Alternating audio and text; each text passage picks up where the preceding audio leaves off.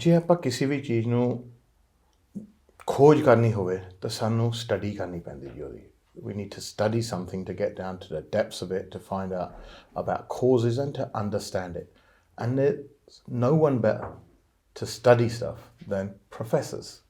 So our guest now is a renowned professor from the University of Manchester who's done a lot of research, over 300 papers, written books about the topic that we're discussing today, and will explain to us the data and in depth a bit more about it so we can get to know about what suicide is, what are the causes, what are the symptoms, what are the treatments, and what we can do to try and prevent it. Professor Nav Kapoor, welcome to the show. Thank you very much for having me. And you've done extensive research into this. I think that's an understatement. You spent a great part of your career studying about this. So let's ask the basic, obvious questions, as in, what is suicide? So suicide, the way we understand it, is it's the act of deliberately taking one's life, and that's a fairly kind of universal definition across the world. The way we actually record suicide is, sadly, when a death occurs, it gets investigated by the coroners and then kind of gets incorporated into official statistics. And you're right, I've spent 20 or 30 years studying this area. And one of the really important things to always remember is, behind all the statistics, there are individual people with families, friends, and others who are left behind. So we never lose sight of that, even when we're doing our research. It's an intensely individual experience. We've recently seen a spate of suicides, we can say, in the Asian communities, and not only here, but it's quite common back home. So probably more than what it is here. What are the causes of suicide, and what are the trigger points, and are there any specific to the Asian community? That's a really great question, and one of the things we do know about suicide is it does kind of vary over time. So sometimes, thankfully, it's less common. Other times, it goes up. And in terms of where we are at the moment, certainly in the UK, it's has been a historic low for quite a number of years. Right. But, from time to time it will increase. So it increases when there are economic difficulties, people are in financial hardship. That's a time, certainly in the UK, that we saw rates rise. And it's similar in India as well. Some of the suicide deaths recently in India have been in relation to economic difficulties. I'm thinking about, in the farming community and other places. So economic factors are an important cause, but the thing about suicide is it's really complicated, it's really complex, and the cause isn't the same in any two people. Some of the things we know about from researchers, some of the things that you're born with can make you more vulnerable. So genetic factors, things that happen to people early on in their childhood. So we know people who've had maybe difficult childhoods have a greater risk of suicide later in life. Things like illnesses as well, that can contribute to suicide. What's the difference between suicidal thoughts and suicidal behaviour? Because someone like me, I would think, what, there's no difference. It means the same thing, doesn't it? So a layman might be out there thinking, what's the difference between that? Well, the first thing is suicidal thoughts are actually quite common. Probably, 1 in 10 to 1 in 5 of us will actually experience suicidal thoughts. That frequent? That frequent. When I'm talking about suicidal thoughts, that's, it can range from, my life isn't worth living, to, actually enough, plans. Yeah, I've had enough, the kind of fatigue, being fed up, to actually, thinking about, make planning, and even for some people, it translates into behaviour. So suicidal thoughts are quite common. The vast majority of people who, suffer with depression or even suicidal thoughts won't go on to hurt themselves. We tend to call it self-harm when someone hurts themselves by maybe taking medication, or sometimes cutting themselves or injuring themselves in another way. So most people with suicidal thoughts won't self-harm, and most people with self-harm won't die by suicide. So it's only sometimes we talk about the iceberg of suicidal behaviour. So the tip of the iceberg, the most serious bit of the iceberg, are people who die by suicide, but self-harm is kind of underneath that, and then just mental distress is kind of underneath that. So it's about tackling every bit of that iceberg. Is there anything specific to Asian communities, which perhaps isn't there in other communities? Or is there any added pressures which you've noticed in your research the Asian community has or puts on themselves, which perhaps other communities don't do? One of the really surprising things is that, in ethnic minority groups generally, specifically in, South Asian communities, there hasn't been a lot of specific research in that area. And it might surprise people to know that actually in this country, ethnicity isn't recorded. When someone sadly dies by suicide, ethnicity isn't generally recorded. So actually, in terms of the research, up until recently, we didn't know. Now, last year, what some of the government statisticians did, what some of the scientists did, where they looked at the census data and they linked that up with the death data. So we do know a little more than we did. But, that's surprising. If someone dies, you don't routinely record their ethnicity. That's kind of hampered research. Having said that, we've done other types of research. We've also looked at people who've hurt themselves. Yeah.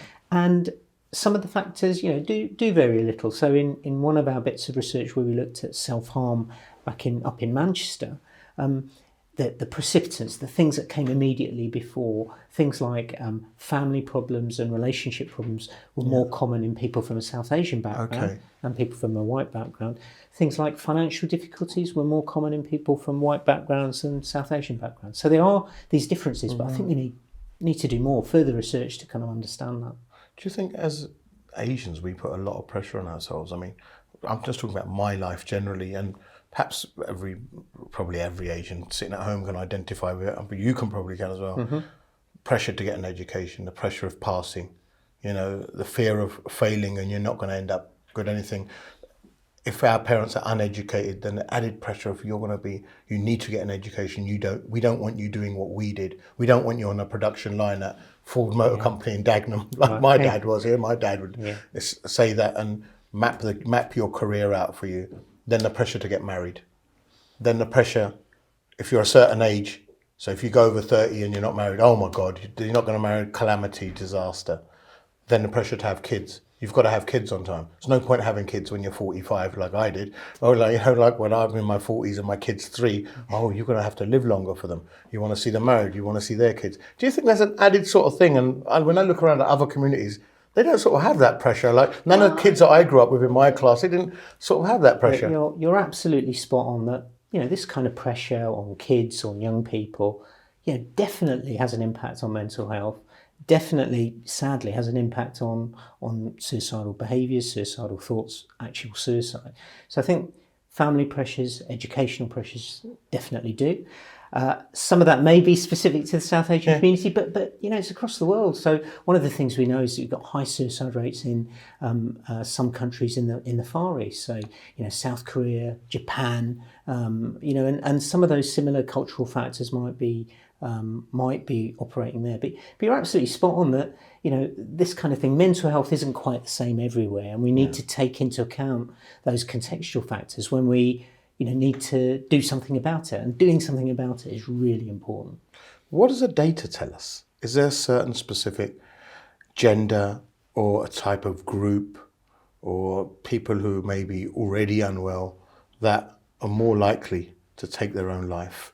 Or, is there no such data really to support that facts? I mean, you've done a lot of research on this. There's lots of data around that. So some of the headline findings are men are 3 times more likely to take their lives than women. Wow. And that is a finding that's across the world, in every country in the world, apart from bits of rural India and bits of rural China, where actually the rates are a bit higher in women. And that's possibly to do with methods of suicide, but it's a change. But men are more likely. Now, the big question is, why are men more likely? That's exactly what I was going to ask you. So we think, we don't know for certain, but we think that the first thing is it's partly about help seeking. So, as a man, if I become kind of physically or psychologically unwell, I'm much less likely to reach out for help than my wife than women. In general, men are poorer at seeking help. Is that just our upbringing, or the sort of thing that we're brought up with, like,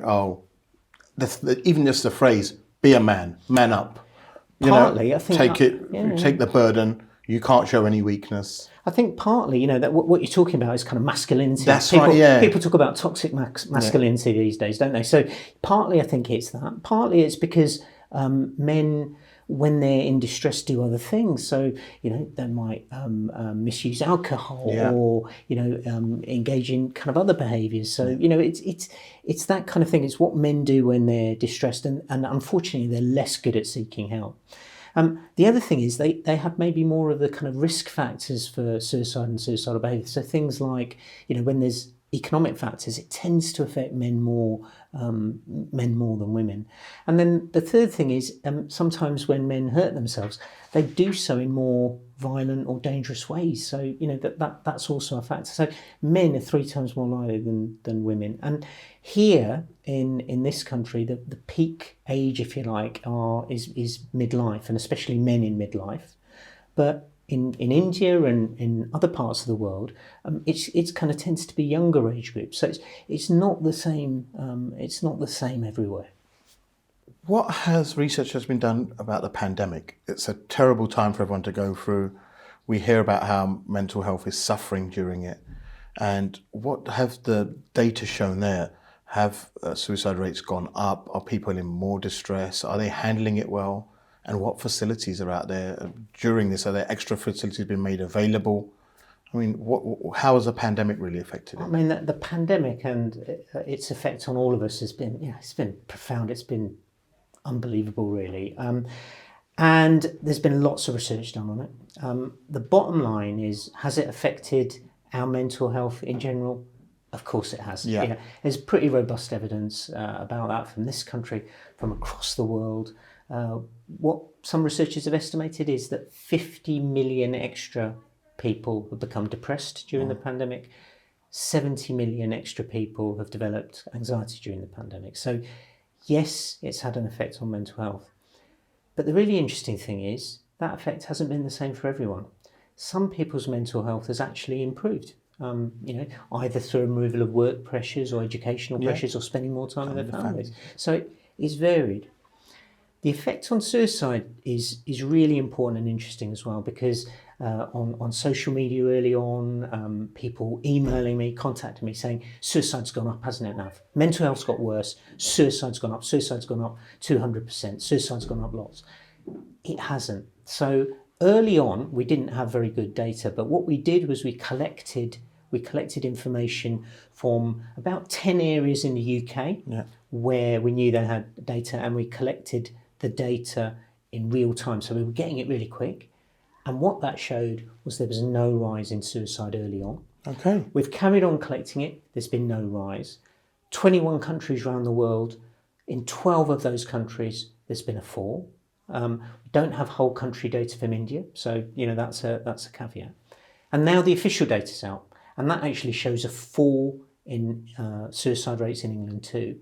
And the biggest falls, it's quite interesting, the biggest falls are amongst suicide in men and suicide in young people. And you've got to ask yourself, hang on, why? And maybe one of the reasons is that, in countries where they've provided economic help during all this, men and young people are the group that you might expect to have benefited from that the most. Okay. So the suicide rate's fallen in that group. But, I think it's a really interesting question about, well, our mental health's got worse. Yeah. Suicide rates, thankfully, haven't risen. What's that about? Is it about economic mitigations? Is it about things actually for some people getting better during the pandemic?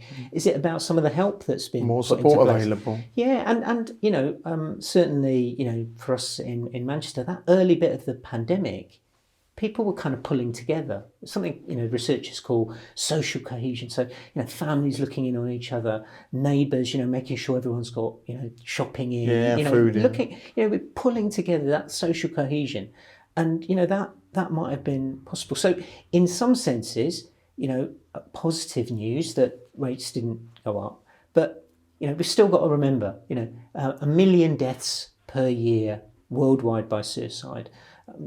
5,000 to 6,000 deaths per year by suicide here in the UK. Yeah, it's still a major problem. Yeah. How do we treat suicidal behaviour or suicidal thoughts? Is there a cure for it? What's the treatment for it?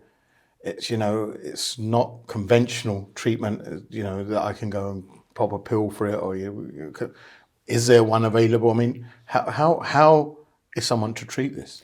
That's a great question, and it's almost we start with the prevention rather than the cure. So, what do we do to prevent suicide? Well, there are lots of things we can do. Some of the most important are taking care of people's mental health, and that's not just individuals like you and me. It's across the whole population. So how do we make sure people are as happy as they can be? That's about the basics of life. That's about having enough to eat. That's not such a problem in the UK, but having enough to eat, deprivation, poverty, making sure everyone's living to a kind of acceptable level, reducing some of those inequalities. So some of this isn't something for you to do, something for me to do. It's about what governments have to do. It's about social policy. But the other things that we can do to prevent suicide are thinking about, well, what are the causes of suicide and what can we do about those causes? So one of the most important causes, and we've kind of talked a bit about it before, is psychiatric illness, mental health problems, especially depression. Now, most people with depression won't hurt themselves or die by suicide, but it is a risk factor. Right. So one of the things we can do is, if someone's low in their mood, if someone's depressed, getting them the help they need. And millions of scientific studies, lots of scientific studies show what's effective for someone who might be depressed. That ranges everything from self-help to exercise. It's a really evidence-based, lots of science on that, through to talking treatments. So lots of different types of talking treatments where people explore their thoughts, feelings and behaviours, or maybe explore their relationships with other people, or actually look back and think, what's caused this? Why am I where I'm at now? So taking a kind of developmental approach. So those talking treatments are really important.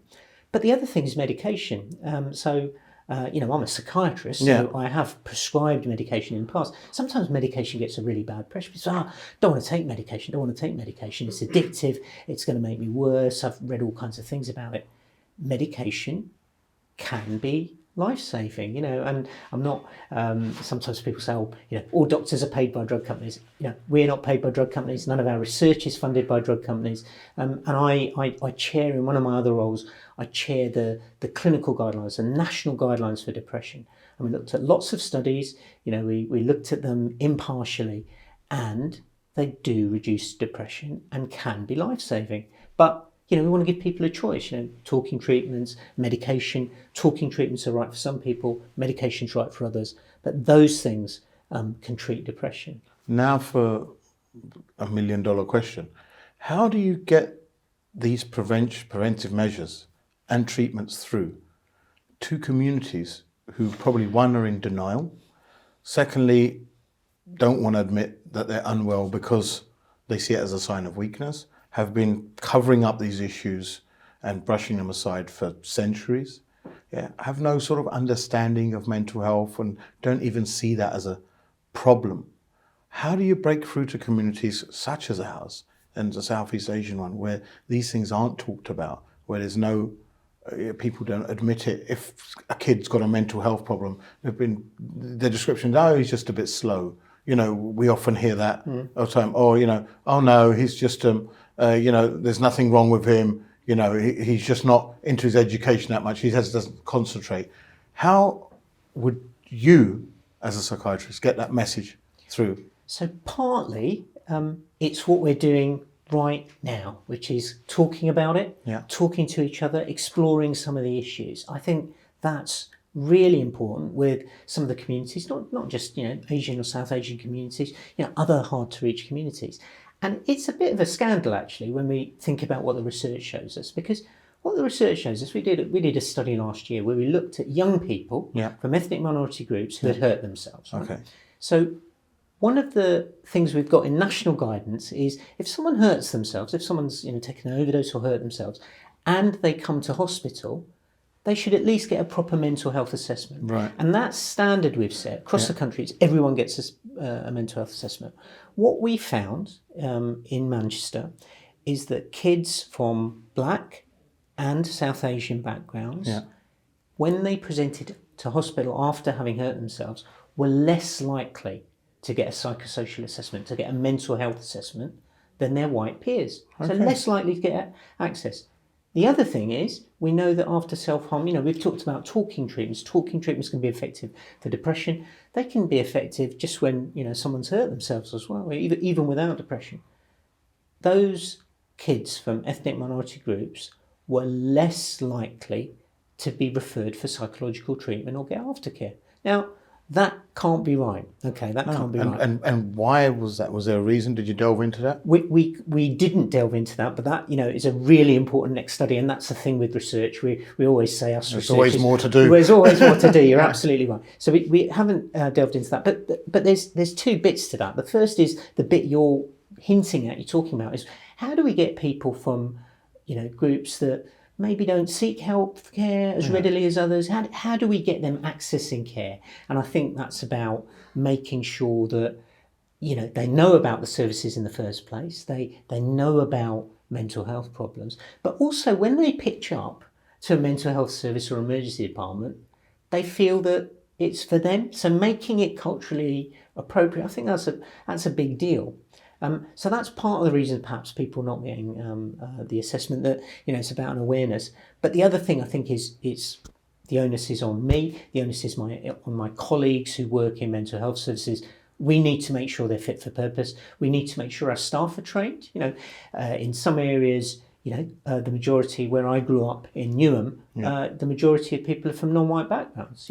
And they still are. I'd like to say. Yeah. And it's the if you like, the mental health skills that professionals need to be adapted to that context. So I think there's those of us who work in health services got a big job to do. How would you react to those myths? Because people must come to you with those myths. You must have encountered them in your research. Absolutely. The myths are really important. And the language is important as well. So sometimes, even now, I'll slip into, commit suicide. That's interesting, that word, commit. Yeah. Because it actually harks back to before 1961 in this country, where suicide was illegal. Exactly, and that's why it becomes commit suicide. So I use died by suicide generally when I chat about it. The surprising thing is suicide is still illegal in 40 countries in the world. Still illegal. So still criminalised. Still criminalised in 40 countries in the world. And so, those myths that you've just talked about are really important to kind of grab hold of and debunk. That's what we need to do. Hence the word commit in itself is a myth. And it's almost like you're punishing someone. Absolutely. Yeah, and saying who's already, upset and dukhi and in a state, of disarray. And on top of that, you're saying, well, we're using such language to... Absolutely, so spot on, because a lot of those myths we've just talked about are to do with stigma. Stigma of mental illness, we don't want to talk about, to do with the stigma of suicide. And, through kind of chatting about it, we'll reduce that stigma and get to the heart of those myths. But, there's a couple there that really need addressing. So this idea that if you talk about suicide, you're going to put the idea into someone's head, absolutely not. What the research shows, if someone's feeling distressed, if someone's feeling like, they don't want to be around anymore, actually talking to them is helpful. Yeah. It helps rather than puts the idea into people's heads. And the other thing I think that's really important is when someone expresses distress or expresses ideas that they don't want to be around anymore, we take them very, very seriously. I think we take them very seriously and make sure that people access help. That can be health service help, that can be friends, that can be family. It's about whatever helps those. Because the other thing we know, for people who might be feeling, distressed, for people who might be feeling suicidal, is these feelings pass. I've talked to many people who've been, in the depths of despair, and those feelings pass. People get better. And I think that message of hope is really important. Any message you are keen to get out to our viewers now? If someone's watching this program, they're having suicidal thoughts, or they're thinking they're at that stage that we mentioned earlier, that they've had enough, they can't go on, what is your message to them?